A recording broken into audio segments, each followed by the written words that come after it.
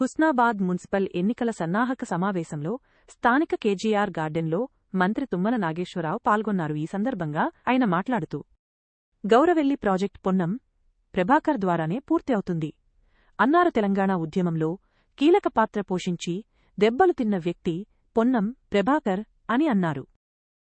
Chairman, vice chairman Rajitha గారు, హరిత గారు, వారి కుటుంబాలతో అనుబంధం కలిగినటువంటి పొన్నం గారితో కలిసి వెంకన్న గారు కానీ, శ్రీనివాసరెడ్డి గారు కానీ ఈ యొక్క పట్టణాన్ని అభివృద్ధి చేసుకునే దశలో గతంలో మాకున్నటువంటి పరిచయాలతోటి, అనుభవంతో పొన్నం గారి ద్వారాగానే ఈ హుస్నాబాద్ మున్సిపాలిటీ అభివృద్ధి జరుగుద్ది. రేవంత్ రెడ్డి గారి పాలనలో మనందరికీ కావలసినటువంటి గౌరవెల్లి ప్రాజెక్టు పొన్నం గారి ద్వారానే అవుతుంది అనే విశ్వాసం ఈ నియోజకవర్గ ప్రజలకు. నేను గడిచిన 2 సంవత్సరాల్లో ప్రతి సమావేశంలో కూడా, అది క్యాబినెట్ మీటింగ్ కావచ్చు, లేదు మామూలు మీటింగ్, ముఖ్యమంత్రితో ఎప్పుడున్నా మీ శాసనసభ్యుడు, మీ మంత్రి అడిగే ఒకే ఒక కోరిక గౌరవెల్లి.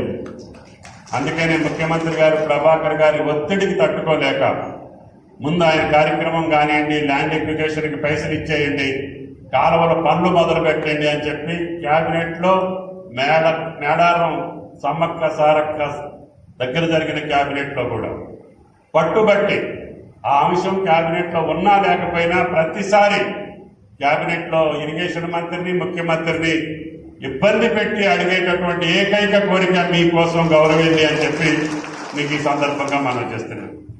ఆయన గారు కూడా చిన్న పదవుల నుంచి NSU organisation, youth Congress, parliament సభ్యుడిగా, ఈనాడు శాసనసభ్యుడిగా, మంత్రిగా ఈ జిల్లాలో అపారమైనటువంటి అనుబంధం, సంబంధం, సమస్యల పట్ల అవగాహన కలిగినటువంటి వ్యక్తి. ఉద్యమంలో కూడా పార్టీని ధిక్కరించి కూడా మాకు తెలంగాణ కావాల్సిందే, మాకు పదవులు ముఖ్యం కాదు, మాకు తెలంగాణ ముఖ్యం, తెలంగాణ అస్తిత్వం ముఖ్యం, తెలంగాణ అభివృద్ధి ముఖ్యం అని దెబ్బలాడినటువంటి ఎంపీల్లో అగ్రగణ్యుడు మీ శాసనసభ్యుడు పొన్నం గారు అని చెప్పి మీకు ఈ సందర్భంగా మనం చేస్తున్నాం. కాబట్టి దయచేసి సంక్షేమ కార్యక్రమాలన్నీ లైబ్రరీ చైర్మన్ గారు చెప్పారు, సింగిల్ విండో చైర్మన్ గారు చెప్పారు, మీరు కూడా అందరూ కళ్ళారా చూస్తున్నారు. ఆర్థిక పరమైన ఇబ్బందులున్నాయి, సమస్యలున్నాయి, కష్టాలున్నాయి.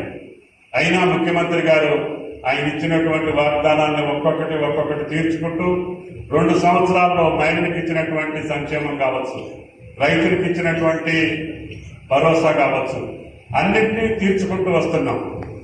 ఒక పక్క అప్పులు కట్టుకుంటూనే, వడ్డీలు కట్టుకుంటూనే వచ్చిన ఆదాయం మొత్తం వడ్డీలకు పోయినా కూడా ఎరవకుండా, ఎదరకుండా నిర్భరంగా నిలబడి ఈ రాష్ట్రాన్ని అగ్రగామిగా తీసుకెళ్ళడానికి గౌరవ ముఖ్యమంత్రి గారు పడేటటువంటి కష్టానికి తోడుగా మేమందరం కూడా మీకోసం, తెలంగాణ ప్రజల కోసం, తెలంగాణ రాష్ట్రం కోసం సోనియా గాంధీ గారు ఇచ్చినటువంటి తెలంగాణ కళలు పండేటట్టుగా నిరుద్యోగులకు ఉద్యోగాలు ఒక పక్క, రైతులకు పెట్టుబడి ఒక పక్క, మహిళలకి సంక్షేమం ఒక పక్క, కార్మికులకి, కార్మిక వర్గానికి, అన్ని వర్గాల్ని హక్కును చేర్చుకునేటటువంటి కాంగ్రెస్ పార్టీ కులాల వారీగా, మతాల వారీగా